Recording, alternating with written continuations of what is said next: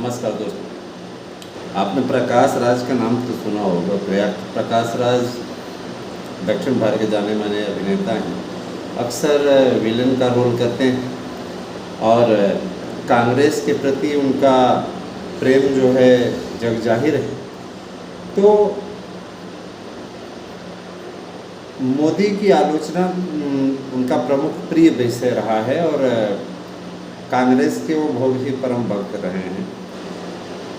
आपको याद होगा कि अभिनेता प्रकाश राज पीएम मोदी पर गंदी गंदी टिप्पणियां करने के लिए जाने जाते हैं और ऐसे समाज के है ना एक वर्ग का प्रतिनिधित्व करने वाले जिनके अभिनय को लेकर के व्यक्ति प्रशंसा करता है, वो इस प्रकार से देश के प्रधानमंत्री के प्रति उनकी भाषा जो रही है वो शालीनता के दायरे में तो कतई नहीं आती है। प्रकाश राज कहा करते थे, ध्यान देना इसका बयान पहले एक एक देखिएगा, पॉइंट दर पॉइंट। चाय बेचने वाले के दावे पर टिप्पणी उसने की थी। उसने कहा था कि ऐसा कुछ भी नहीं था, चाय नहीं बेचते थे, ये देखने गए थे। मोदी को इसने विजन विहीन नेता कहा था। आज जो पूरा वर्ल्ड नरेंद्र मोदी की सराहना करता है, अमेरिका जैसे संपन्न और ऐसे देश जो कि किसी के साथ झुकता नहीं, मोदी के सामने वो झुकता है, मोदी को गले लगाता है। डोनाल्ड ट्रम्प है ना, वो विजन विहीन है प्रकाश राज के नज़र में। और राहुल गांधी विजन से युक्त नेता।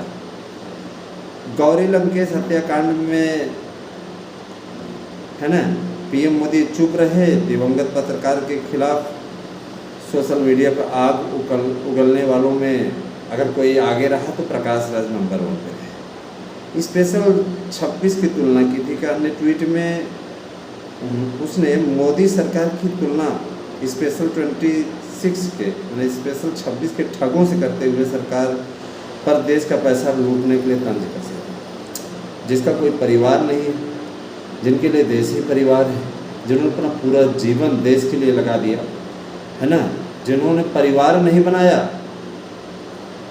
उनके लिए इस प्रकार की भाषा कि लूटा। किसके लिए लूटा? तुम्हारे लिए लूटा है ना। फैमिली वालों के प्रति एक बार आरोप लगे तो हाँ समझ में आए कि हाँ लूटा, लेकिन किसके लिए लूटा भैया? योगी और मोदी पर इस प्रकार के आक्षेप अपने आप में हास्यास्पद। फिलहाल यहाँ पे जो मुद्दा है मैं उस मुद्दे को जरूर चर्चा में लाऊंगा। अहंकारी और तानाशाही जैसे शब्दों का प्रयोग भी किया और कुछ ऐसे शब्दों का प्रयोग किया जिसका विवरण यहाँ पर नहीं दिया जा सकता। अब आप ये सोच रहे हो कि अचानक प्रकाश राज को हमने मुद्दा क्यों बनाया? भैया प्रकाश राज के खिलाफ बंगलुरु की अदालत ने गैर जमानती वारंट जारी किया है। गैर जमानती वारंट, इसमें जमानत का कोई प्रावधान नहीं, जेल जाना ही है इसको। देखिएगा तो अदालत ने अभिनेता प्रकाश राज के खिलाफ गैर जमानती वारंट, जिसको NBW कहा जाता है, इसलिए जारी किया है क्योंकि वह कई सम्मन और नोटिस मिलने के बावजूद अदालत की सुनवाई में गैर हाजिर रहे। माने अदालत और देश का प्रधान इनकी नज़र में कुछ भी नहीं। इस टाइप के लोग बहुत बड़े संविधानविद और ये कहते हुए जब पाए जाते हैं कि हम बहुत बड़े संविधान के सम्मान करता हैं, वो अदालतों का सम्मान नहीं करते। आप स्वतः सोचिए कि ऐसे लोगों की क्या मेंटालिटी। देखिएगा कई जगह हैं इनका जो वारंट का कारण है, मूल कारण समझिएगा। देश में एक संविधान की बात करने वाले इस व्यक्ति के पास कई जगह वोटर आईडी कार्ड मिले, एक नहीं 2 3 4 वोटर आईडी कार्ड मिले। और कर्नाटक, तमिलनाडु, तेलंगाना जैसे अलग अलग राज्यों में अधिक वोटर आईडी कार्ड बनवा रखे हैं। भारत निर्वाचन आयोग के नियमों के अनुसार एक नागरिक केवल एक ही जगह पंजीकृत मतदाता हो सकता है। शिकायतकर्ता का यह मामला 2019 का है। बेंगलुरु में एक वकील के द्वारा दायर की गई शिकायत पर आधारित है। अदालत में लगातार ये अनुपस्थित होते रहे। और अंततोगत्वा इनके खिलाफ गैर जमानती वारंट जारी कर दिया गया। कहा जा सकता है कि बहुत बड़ा कांग्रेसी और कांग्रेस की ही सरकार ने जमकर पेला, है ना। कहने का मतलब ये कि इस तरीके से वाट लगाई DK शिवकुमार की सरकार ने कि आज की स्थिति में बुरी तरीके से फंस गए। और ऐसे लोगों को बहुत ज़रूरी होता है ना।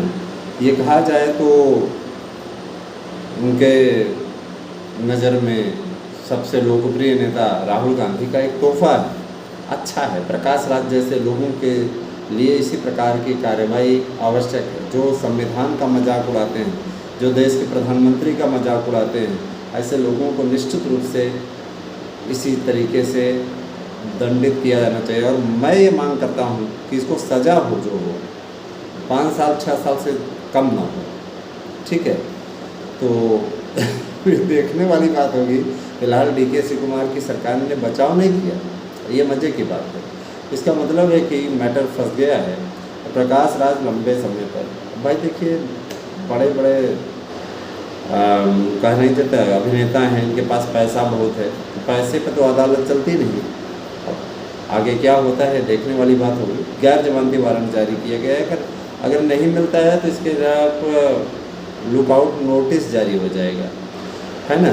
और मज़ा तब आता है जब वहाँ भाजपा की सरकार होती, इसको कहीं से भी ढूंढ कर निकालती। लेकिन दक्षिण भारत के इन दोनों राज्यों में, तमिलनाडु और कर्नाटक में, दोनों में, है ना, ये उसका सौभाग्य मनाइए कि प्रकाश राज का सौभाग्य है कि तमिलनाडु में बैठे बिठाए उसको सरकार मिल गई कांग्रेस को, और कर्नाटक में जैसे उसकी सरकार है ही।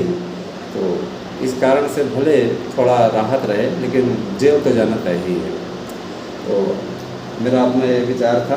और आपको एक वीडियो कैसी लगी ज़रूर बताइएगा। मोदी से जिसने भी लिया पंगा, वो देखते देखते हो गया नंगा। बहुत ही कायदे की चीज़ है।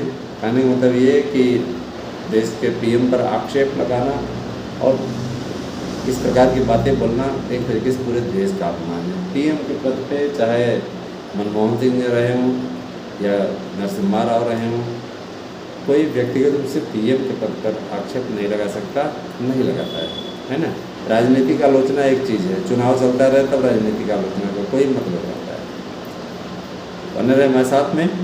आपको हमारी डिबेट कैसी लगती है कमेंट करके अवश्य बता दें। और निश्चित तौर पे जान लीजिए, जो भी हम बेहतरीन आपको देना चाहते हैं वो आप तक पहुँचाने का प्रयास हमारे चैनल के द्वारा किया जा रहा है। कैसी लगी वीडियो कमेंट करके अवश्य बताइएगा। धन्यवाद।